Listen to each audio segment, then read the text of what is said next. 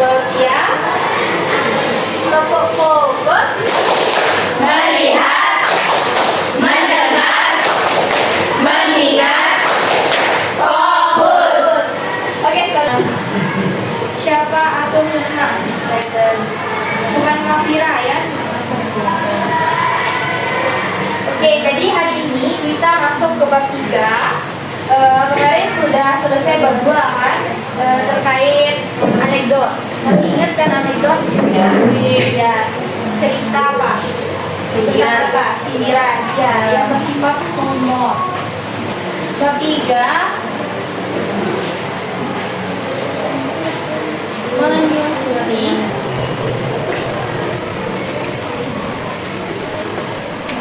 Nah, ketiga ini tentang menyusuri kisah lintas zaman atau yang biasa kita sebut dengan hikayat. Ada yang tahu hikayat?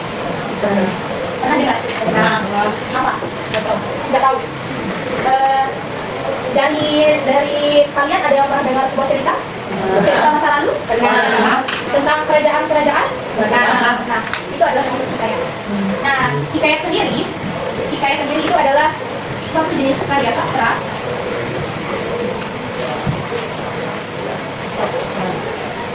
lama yang berbentuk prosa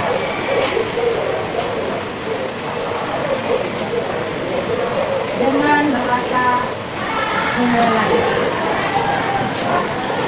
Nah, hikayat itu adalah suatu jenis karya sastra di mana itu sastra lama yang berbentuk prosa. Prosa itu adalah karya bebas, yang dimana dia itu biasanya menggunakan bahasa Melayu atau bahasa kuno atau zaman-zaman dulu.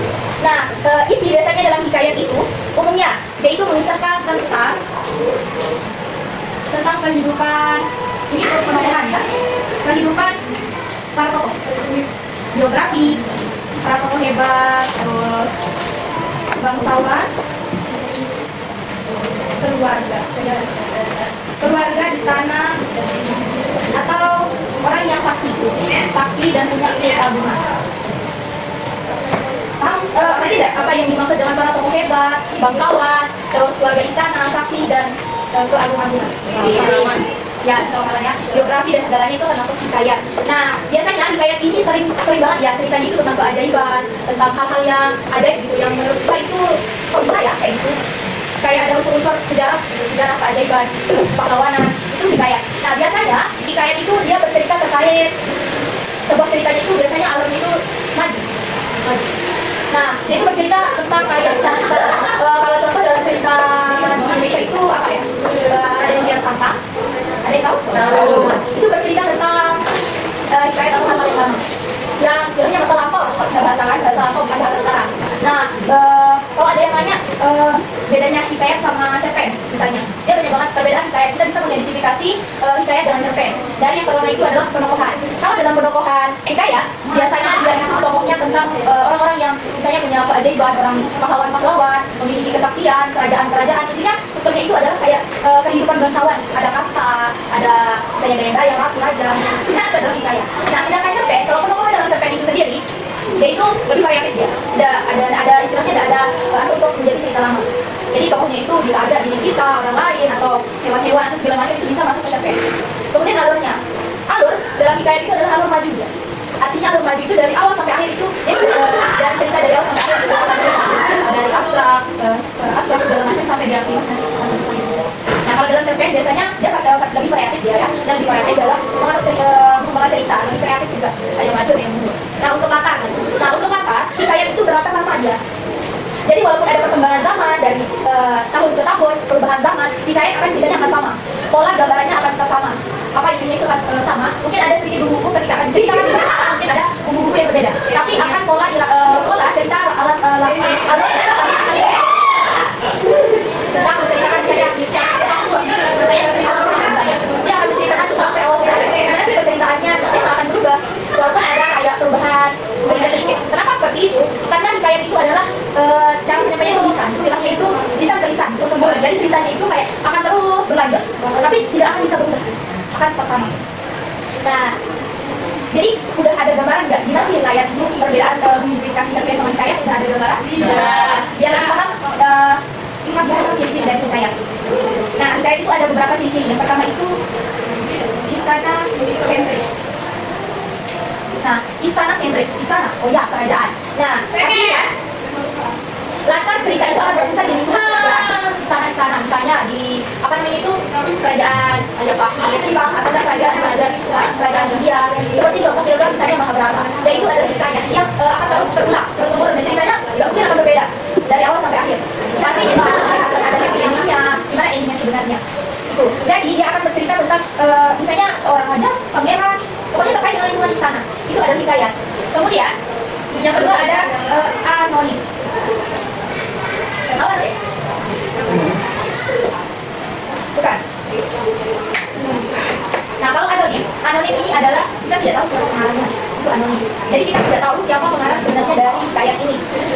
Dia tidak jelas siapa sih pengarang utamanya, karena ini kan bersifatnya itu dari apa namanya itu dari mulut ke mulut, lisan ke lisan, cerita ke sana, cerita ke situ, terus akan terus turun temurun. Jadi kita tidak tahu istilahnya kalau cerita yang dilisankan itu dia anonim, tidak jelas siapa sih pengarang sebenarnya. Mungkin saja pengarang aslinya mengucapkan ini, tapi dengan zaman berubah zaman mungkin ada perubahan sedikit kata itu bisa mengubah. Tapi akan tetap seperti yang dibilang tadi, dia tidak akan berubah ulang. Alur ceritanya tidak akan berubah, dia akan tetap sama. Kemudian yang ketiga ada prologis atau kemustahilan. Nah, prologis, apa sih prologis itu? Ya tentu itu tidak akan logis, tidak masuk akal, tidak masuk logika ya. Memang tidak ada orang sakti di dunia ini, memang tidak ada orang yang bisa mungkin terbang atau punya kekuatan sehebat itu.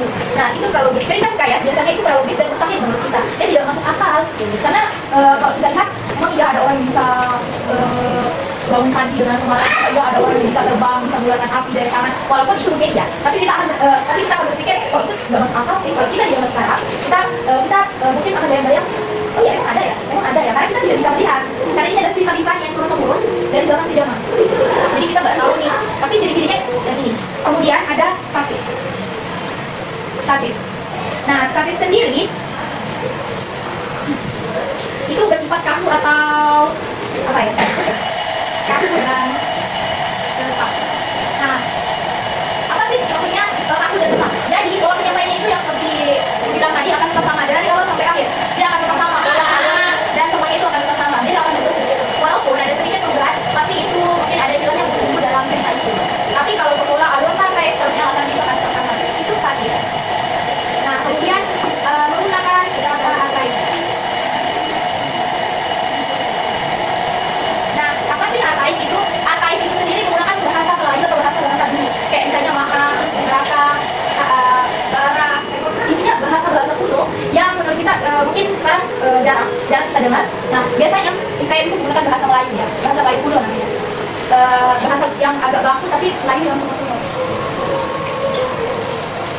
Misalnya kayak bejana, peti, kayak hal-hal yang jarang kita dengar di zaman sekarang gitu. Perubahan bahasa itu, karena perubahan bahasa, jadi ada mungkin kita dari jarang menggunakan kata-kata arkaik. Kemudian selain itu ada magis dan didaktis. Nah, magis sendiri ya, ini ada keajaiban kayak apa ya, keajaiban seseorang gitu, kayak punya kekuatan gitu. Kalau bahasa kita sih, oh itu dukun ya, tapi itu bukan dukun. Tapi kalau cerita hikayat itu dia ada magisnya gitu loh, kekuatan yang ya magic yang luar biasa lah kalau kita baca. Kemudian didaktis itu artinya dia itu punya nilai yang terkandung di dalamnya, ada nilai moral, nilai kehidupan dalam cerita hikayat itu sendiri. Nah, itu ciri-ciri dari hikayat. Nah, sebelum itu kalian pernah baca cerita kerajaan? Pernah? Apa?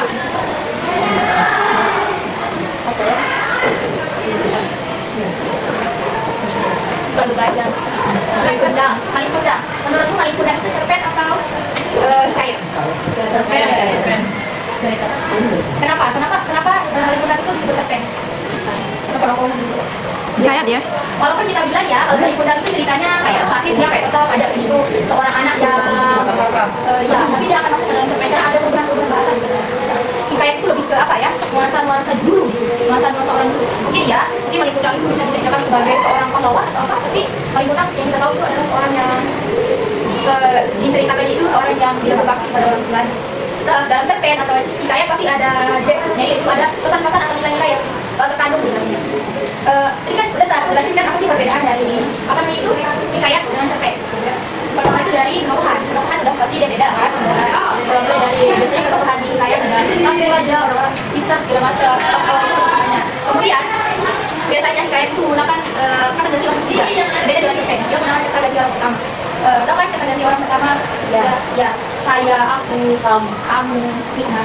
Kalau biasanya dia bilang orang ketiga itu dia menceritakan ulang. Cerita itu diceritakan. Nah, terus latar. Jelas latarnya itu beda dari segala latar antara cerpen. Karena cerpen itu yang bilang itu dia variatif. Nggak cuma satu aja tentang latarnya kerajaan dan segala macam. Itu kalau hikayat.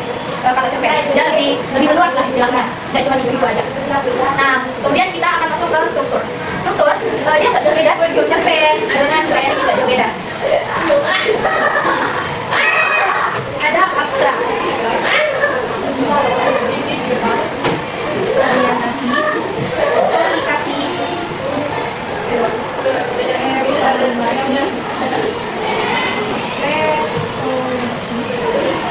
Kemudian di anekdot kemarin udah apa sih abstrak, apa sih orientasi, komplikasi itu tidak jauh berbeda dari struktur lainnya. Sama seperti cerpen dia pasti ada abstrak, apa sih awal cerita, orientasi di mana, tempat di mana segala macam, komplikasi.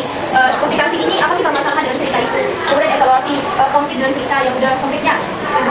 Kemudian apa sih solusi yang ada dalam cerita itu? Kemudian kode ya akhir dari segala-galanya. Sebelum itu ada yang mau nanya dulu? Udah ada gambaran hikayat. Nah, biar kalian lebih ada gambaran, kita coba tonton satu video hikayat ya. Contoh satu. Pada suatu malam, anak-anak berbagi di pulau dari cahayanya turun di atas kepala. Kemudian waktu terbangun dan Dalam cerita hantu hari ini menceritakan tentang sebuah kerajaan di mana hantu ini adalah seorang anak angkat dari raja. Karena rajanya tidak punya anak, jadi dia mengangkat dua. Tapi dia selalu sabar sama anaknya, Kegiatan satu itu ada menyusun ringkasan dari teks hikayat dalam bentuk monolog. Monolog itu jadi dia nggak sendiri. yang tabel 3.1 itu Yang kegiatan satu ada tabel 3.1 ada? Nah, ada hikayat Saida dan ikan toda. Nah, kalian baca dulu ceritanya dari monolog ini. Kemudian kalian kerjakan di halaman 31 ini. Halaman 3.1 5 teks hikayat. Kita jadi jawabannya di hikayat tadi ya di halaman.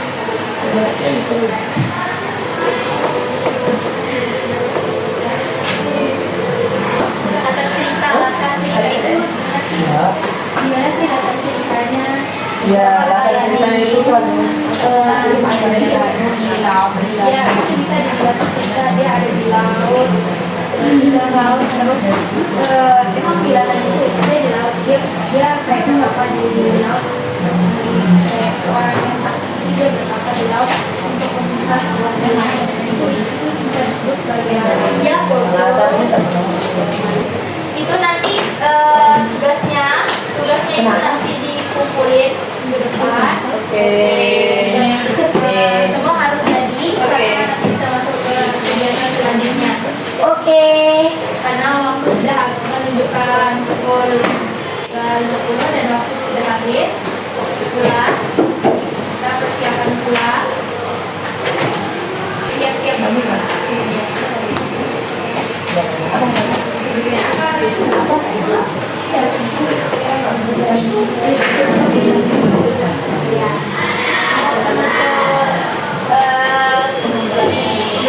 Pada siang hari ini anak PPI kita ya lepaskan alhamdulillah. Alhamdulillahirabbil alamin.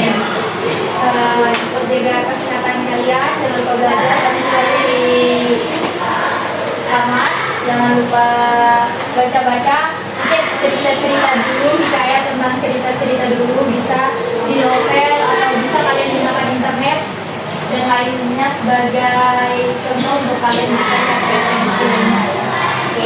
Oke, sekian dari Ibu. Sekian dari Ibu. Wassalamualaikum warahmatullahi wabarakatuh. Waalaikumsalam.